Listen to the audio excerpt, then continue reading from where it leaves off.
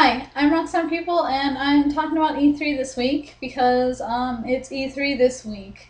The This video is going to be talking about my favorite stuff from E3 this year, but I have other videos. I have one on the EA press conference, one on the Ubisoft press conference, and one on just like media and stuff that they've added to consoles. So if you want to see any of these videos, you can click on the links and it'll take you to them.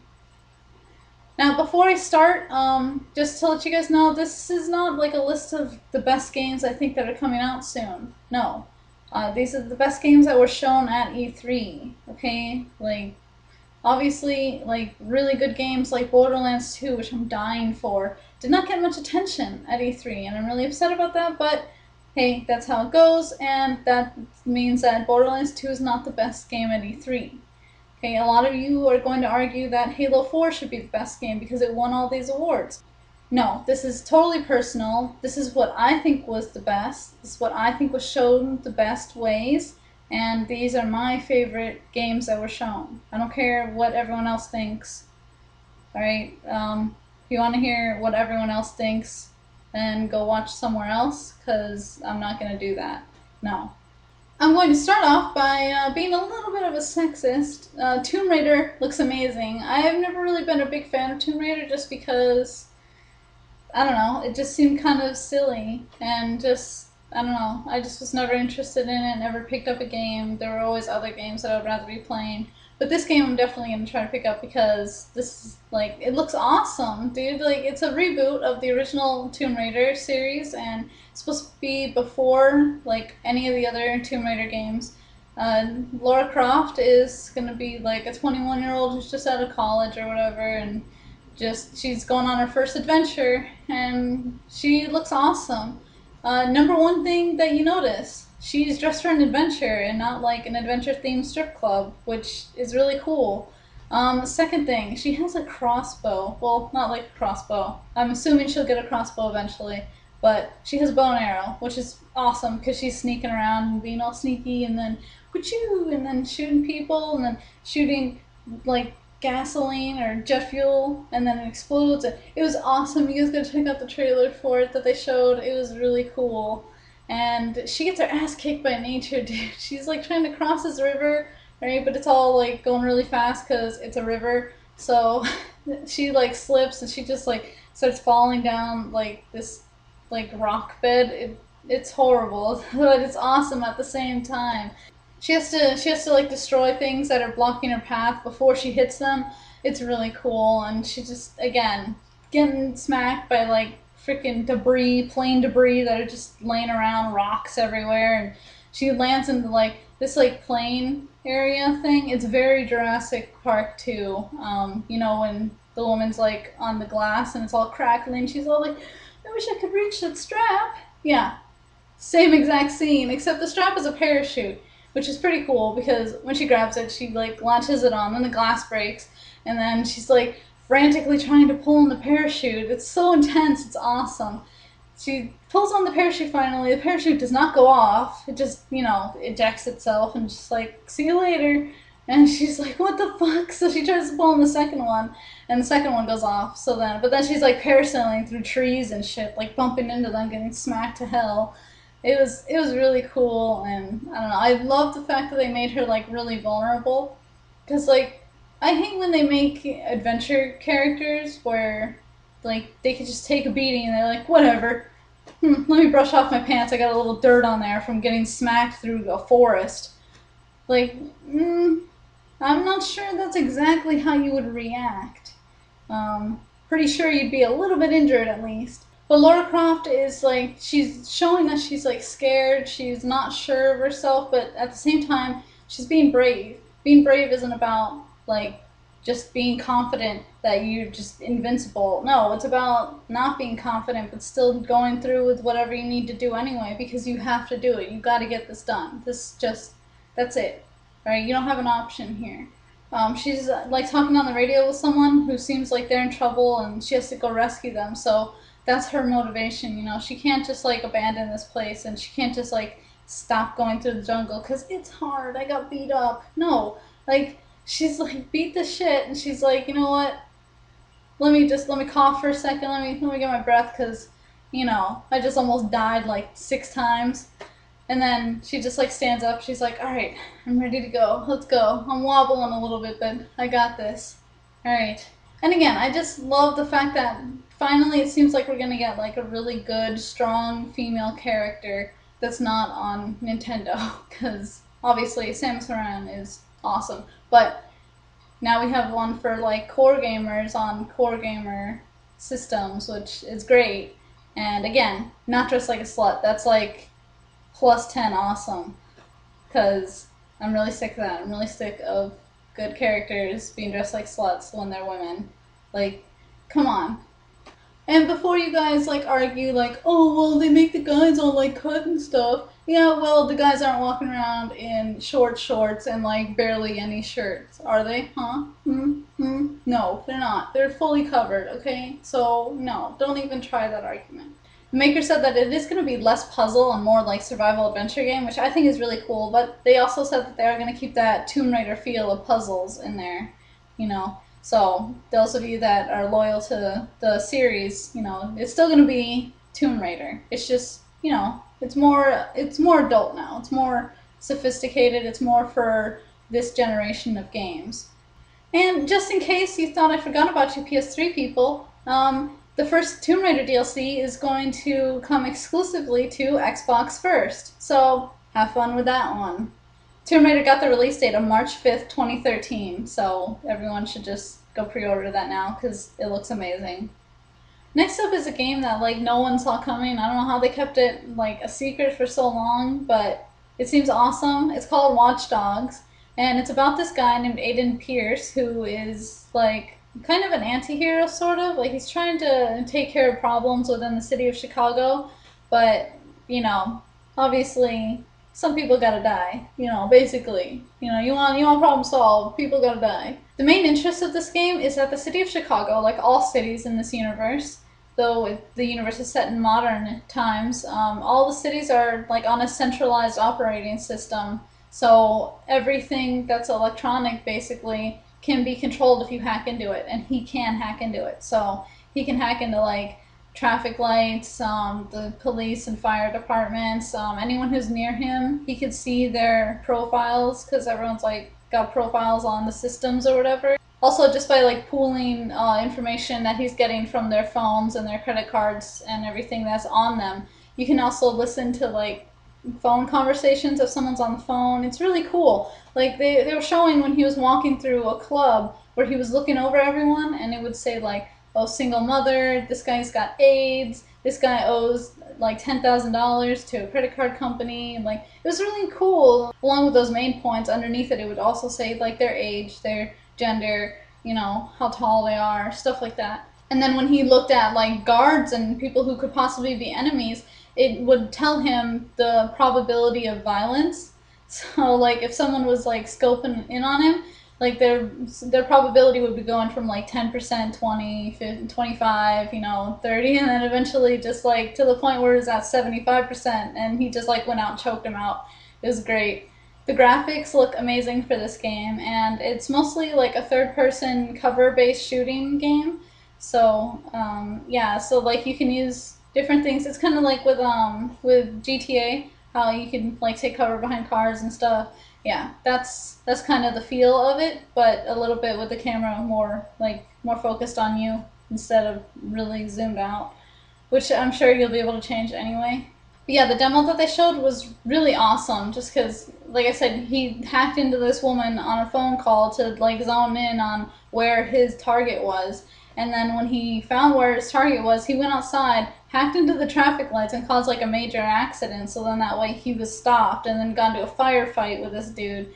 And then after he completed that, he like shot the guy in the face and was like, "Here, I need you to send a message." Boom, done. Let me walk away now. Da, da, da.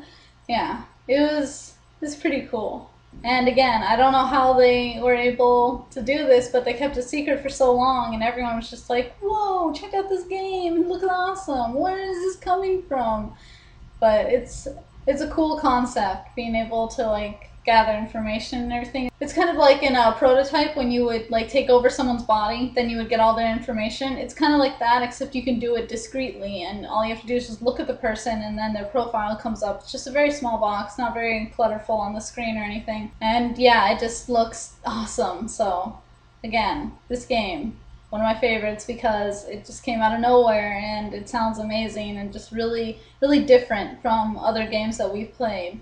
They didn't give a release date for this game or anything, but it looks amazing, and I hope we hear a release date soon just because I really want to play this, and it just sounds awesome. And then finally, a favorite of a lot of people, Assassin's Creed 3. This got probably the most new information about it that any other game got, just because, you know, first off, not a lot of information was known about the actual game. And also, they showed a lot of information. They showed both a normal cinematic trailer, and then they also showed a gameplay trailer, which was awesome. In the cinematic trailer, it just shows like Connor go ahead of like American troops that are retreating, take out like a ton of Brits. It was so cool, man. It was awesome. And then, of course, the guys are all like, oh, like 10 people are dead out of like 30. Let's go get them. Yeah, and so he helped them out with that. And when he went to go get his target, who was on the battlefield, it had like the Templar necklace. So, and Ubisoft confirmed this, that the Templars are still the main enemy. A lot of British people were like upset or whatever about like, oh, this is just so that Americans can kill British people. Listen, Americans love killing British people as much as the next guy, but that's not what this is about, alright? And also, you British people were not complaining at all when you were killing Russians, Middle Easterners, all kinds of people that we've killed in video games. You only bitch when it's about you? Don't be a child. Anyways, the main enemies are going to be the Templars, and you're going to be helping out the Americans as well. You can do side quests and stuff. During the gameplay trailer, it showed that, you know, he was hopping through trees, first of all. That was really cool, because a lot of people were skeptical about how, like, you would be able to hop through trees and it wouldn't look like you're hopping through trees. You know, like how they have it set up perfectly. No, it's actually, like, really tree-like, which that sounds ridiculous, but it's actually really hard to do in games if you're trying to make it so you can jump from tree to tree. But no, it looks really natural and just, it flows really well. So he's tree hopping and he had to go like hunt this deer. He hunted the deer, killed it, then he got attacked by wolves, which is awesome. And he got rid of the wolves, and then he went to go take the deer meat to an American dude who was like cooking for the soldiers. So, and then he got like, you know, experience and whatnot, and an item, which it didn't say what item he got. But anyway, side quests. That's really cool. And then after that, he went to go help out again with, he needed to go get a target, but also the place where his target was like a fort that the Americans also needed to storm. So he went to go help them out. And I knew this was going to be an awesome weapon. I knew it was going to be like my favorite, the grappling hook. He was in a tree, pulled the guy by the grappling hook, and hopped off the tree so that he just like hung him there. It was great. Oh man, that was so like... When I saw that, I was like, I knew that weapon was going to be my favorite. That's my favorite. I'm going to do that to everyone. I'm just going to spend like 10% of the game trying to lure people to trees now. Yeah, so he gets to the fort after that, and it's really cool because while he's walking, you can see that there's different depths to the snow. Like, sometimes you can just run on top of the snow, but then sometimes, like, you'll be waist deep in, like, snow, and it's really cool just because it adds like more realism to the game, and also, you know, you have to plan, you know, maybe you want to go through the trees here just because you're going to be stuck in snow. You know, if you're chasing someone, then they're really far ahead of you. You might want to just hop into a tree because you're probably not going to catch them in the slow, thick snow, you know. So it adds a little bit of dynamic to the game. Ubisoft said that the game covers like actually 30 years before, during, and after the war. So, how much of before they're actually gonna, like, show us playing with, though, or, like, how much of that 30 years is actually gameplay, no one knows, because I'm sure they're gonna waste, like, 10 years where there's, like, a 5-minute scene where, you know, some British people kill his Indian family, and then he's all like, I hate British people. 10 years later. Like, wait, that, you can't count that as 30 years, and then in play, ugh. Hopefully it's like 25 or 20 years out of the 30 we actually get to play through. because that would be awesome. Like actual substantial playing, not like, you know, obviously the whole 20 years. That would take fucking forever to play through. But hopefully we get like substantial gameplay for most of the 30 years that they're talking about. Talking more about weapons, the bayonet, the rifle just looks like it's going to be an awesome weapon. Just because, I don't know, because obviously it's really slow to reload a musket, but with the knife at the end of it, you could just like, shing, shing, that's the sword, basically, in this game. The other games, Altair and Ezio had swords. No, in this game, you have a rifle. Just hack and slash with a rifle. It'll be great. And then they showed another video talking about ship battles, which is really cool. You actually get to drive the ship and order them to like shoot cannons when you want. So that's really cool. They said that you obviously can't just leave that out because during the American Revolution, the French Navy and also the British Navy became a big part of the war. Just because that's how like everything was getting imported. That's where the French entered through, and yeah, it's just a big part of it, and they didn't want to leave it out, and it looks like they did a pretty cool job. They said that there's going to be substantial boat fighting, which is awesome. They didn't just throw it in as like a 2-minute thing. No, you actually get to fight with ships. Yeah, it's going to be pretty cool. And you can also like choose how you want to attack a ship. Like you can just shoot regular cannonballs at it, or you can do this thing where they just throw whatever they have near them in it, and it just like totally demolishes the ship. Like, because obviously there's just a bunch of crap falling on them, so it's just breaking multiple things on the ship. Or you could have your boat pull up really close, and then you board the ship, and then you like take out the captain and whatever. Or you could just break the mast, which would cause the ship to stop moving, and then do whatever you want. From there, you can, again, throw a bunch of crap at them, cannonball, or board the ship.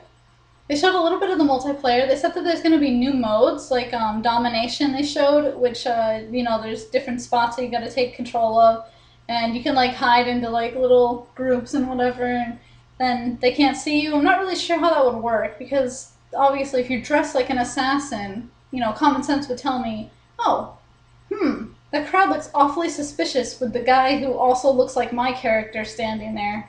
And, something's not right there. Maybe I should try to, stabby, stabby, shank, shank, just to make sure. Do you get punished for killing innocent people, or, I don't know, but it seemed pretty cool. I'm glad that they're, like, realizing that girls like playing this. I'm glad that all video game makers are starting to realize that girls are actually playing video games. Like, we're not myths. We're not unicorns of the video game world, We're here, and, we're starting to get a little pissy about you guys ignoring us. So I'm glad that video game makers are realizing this, finally. It took them long enough. So yeah, those are my favorite games from E3. Again, don't get confused with favorite games of E3 with favorite games to come out, because they're totally different. The list is totally different. Well, not totally different. Like, these games are obviously on my list of games that I'm looking forward to, but clearly at the top, Borderlands 2. Like, Borderlands 2 is, like, most wanted right now. I really want that game. A lot of you guys really want that game. You understand what I'm talking about. And obviously, Black Ops and Halo 4 are among other people's ones. I don't really care for those two. I mean, I do, and I don't, but, Borderlands 2. I gotta focus here, guys. I gotta focus. For those of you who just wanted to hear this part, or for those of you that are going to be watching my other videos, I guess I'll see you, later, I guess, whenever I'm talking about video games again. I have a weekly show called Gaming News every Wednesday, so you guys should watch that, except not next Wednesday, because obviously there's not going to be any news after E3, so I'm just going to do an etymology video instead. So if you guys like that, I also have one of those up already if you want to check out what that's all about. Till then, I'll see you guys later.